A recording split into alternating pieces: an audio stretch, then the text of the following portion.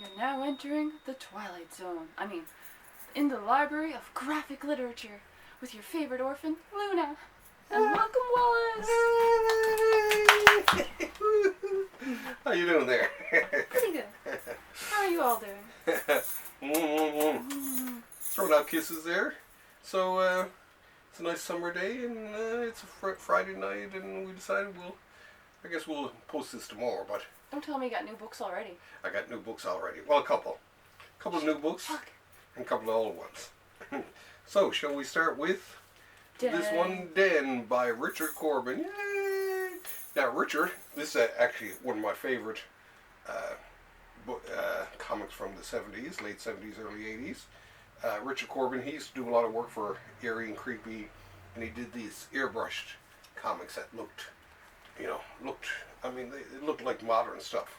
Mm-hmm. It was so well done. Now, this whole collection was recolored by Jose Villarrubia, Show the people. who really did an amazing job at recreating, because a lot of the artwork didn't survive it because it seemed to fade or whatever, and he redid a lot of it. And I got to tell you, when I look at it now and read it, it's just like, wow, this is really going back in time for me, right?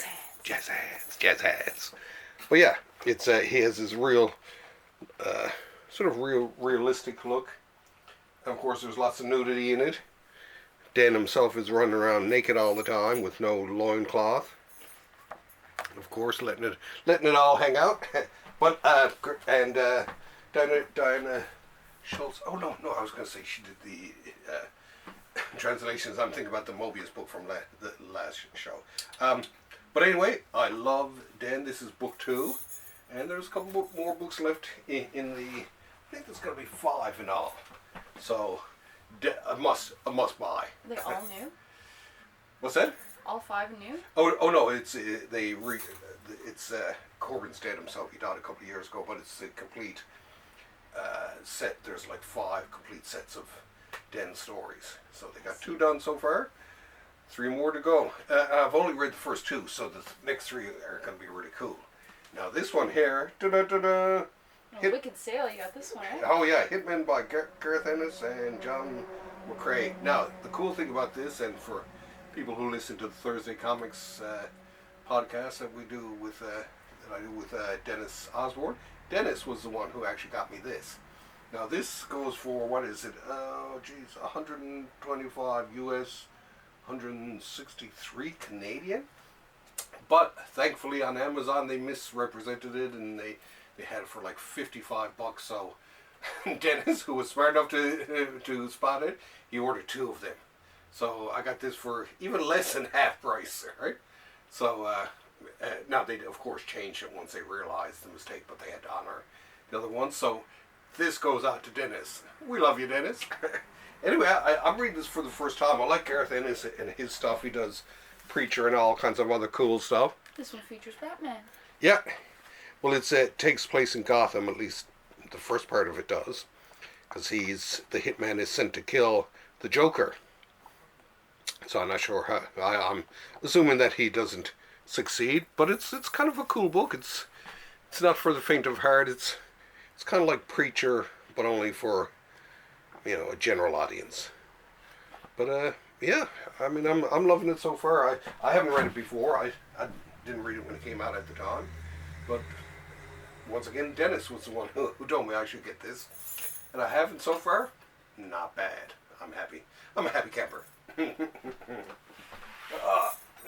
Next up, what do you have next? Atlas Comics Library number 3, In the Days of the Rocket. Dun-dun-dun-dun-dun.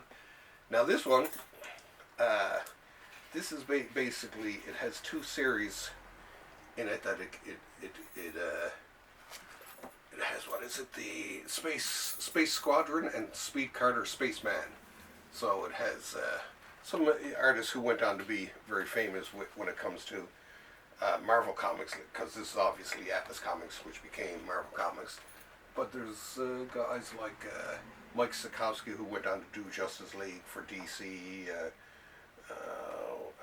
a bunch of different ones. Joe Manley, who unfortunately, although he's a very talented artist, and he would have been even bigger than he was, but unfortunately he died in a tragic subway accident. So otherwise he would be pretty big. Oh, I love the ads that they have. The ads from way back then. Those real ads? Yeah. I like when they keep the ads in like this because it really does give you a feel for the era and the type of, well, just the type of ads that they run too. Like there was one when we were looking at this earlier at the jam. So I was at a comic jam earlier. Well, fireworks. Fireworks. Very safe. Very safe. And life was so much more dangerous back then. But it's interesting that Marvel, I mean, they have their own comic book company, and yet they contract out the reprints of some of the older stuff to Fantagraphics, which I don't mind because these guys do a good job at it, and a lot of these are comics that Marvel probably wouldn't reprint themselves. But smaller publishers are like, hey, give us them and we'll do them. So this one, anyway, Space Squadron and all kinds of great art. I think, Rocket Man. dude, yeah, it's a real Rocket Man type of thing. But yeah, definitely all in all a cool book. I mean, I love this series too because they're reprinting a lot of the Atlas comics that you can't find anywhere else. Ooh, look at this, the giant beach ball. 3 feet high. All live rubber. It's like, okay. Probably still find some in the ocean today. Well, yeah. And this was their favorite. Skinny girls don't have oomph. Yes, I do. Yes, I know. So shag them. But yeah, all in all, definitely worth picking up. Oh, and the dinkies and watches. There were always giveaways and all that, and you just had the feeling that it was probably really crappy stuff, right? Oh, and this is Joe Manley. Okay. Big Joe. So, great artwork. Definitely worth checking out. Joe Manley, he's one of my favorite, actually. My favorite of his, he did a comic The Black Knight, which turned out, well, there was a modern Black Knight, and he did the older Black Knight. And then, so definitely worth getting. There was someone else who did, George Tuska, who was actually an old comic book artist who I always liked his work, did this, but I love the cover too, right? But Godzilla. Yeah, and in the days of the rocket, it does look like Godzilla, actually, doesn't it? Yes. But definitely worth picking up. Any of these Atlas books. Ooh, what do we have here? I used to love watching the show. Now this is not a new book. I just went and it was languishing in my box, and I finally went in and picked it up because there's volume 9 and 10 are coming out. But for better for better or for worse, is it for better? For better or for worse? Yeah.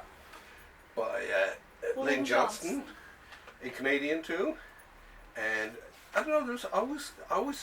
I mean, they're real life stories, stuff like that. I mean, it really does. It reminds me of Harvey P. Kerr and some of the new realism of folks. Very well done. Yeah, that looks. Let's see. I think. Yeah, there. But yeah, it's the drawing style. I loved her drawing style. I love her faces and the way she draws people. It's and they really are. They were really slice of life comics. Now I didn't see the cartoon, actually. So was it any good? Yes, I actually did enjoy it. Oh, okay. Small when I watched it. Oh, okay. So now there's only 2 more volumes of this, and I will have the complete For Better or For Worse. Now, of course, this is put out by the Library of American Comics. Now it's the Library of American Comics and Clover Press because they joined together. But I love these guys. I think next one will be out soon, and I have a complete collection of the Library of American Comics, except for I think I got to pick up a couple of more Dick Tracy books, but I basically have them all. Dick Tracy. Dick Tracy, yes. And for Better for Worse, Volume 8, like I say, got Volume 9, which is coming out very soon, and 10, and then once more, another set of books that I'll have complete, and I don't have to spend my money on. my hard-earned simoleons, right? any fans of Dick Tracy out there, if you've seen the Daffy Duck version, let us know. Oh yeah, yeah, I always did like that. But yeah, I never did see the cartoon for that. So like, what was it in the 90s or 2000s? I guess you've seen it, was it? You haven't seen it? No. I don't believe him for once. It's true. It is true. True. But I'll look it up. Actually, I'll look it up online and see if I can find it. I've seen it so many times though. There's no way you haven't seen it. I'd be curious. And there's a poor dog who they. With flat top. What's that? Flat tops in it. Oh, you're talking about Dick Tracy now. Okay, no, I'm talking about. Oh, that. Sorry. It wasn't specific. But yeah, I love the Dick Tracy too. But the cartoon for better or for worse. I'm kind of curious now to see it. Right? Okay, yes, you should see this. And I'm not sure. I think there's only this and Dick Tracy coming out now in terms of Library of American Comics. And the Terry and the Pirates. Which of course I got a few issues of there recently, but yeah, and this is it for this week. Oh, and got to mention, of course, the passing, unfortunately, of Joyce Bradner, the wife of Harvey Picard, or partner, and she did comics herself. She did one called Brought to Light, which I bought when I was in my in my 20s, and it was about the CIA and all kinds of stuff. But this was even before I bought any of Harvey's stuff, who I became a big fan of later on. But yeah, she passed on, and I'm assuming that her and Harvey are up there writing comics in heaven. Anyway, that being said, maybe we will get another episode out next week. If there's no new books, we'll think up a theme for next week. There's not a whole lot of interesting ones coming out this year. No. Although there was a whole bunch. Marvel revealed a whole bunch that they do have coming out in 2025, and it was about time too. A lot of them I have or I didn't want, but there was one. It's a comic called Marvel Fanfare, which was like it was an anthology one, which and they'd have one big story for one Marvel character, and then a mini story in the back. But they were all like done by special artists and all that, and they were all one-shot stories. So one of my favorite series from the 80s. And it's about damn time, I say.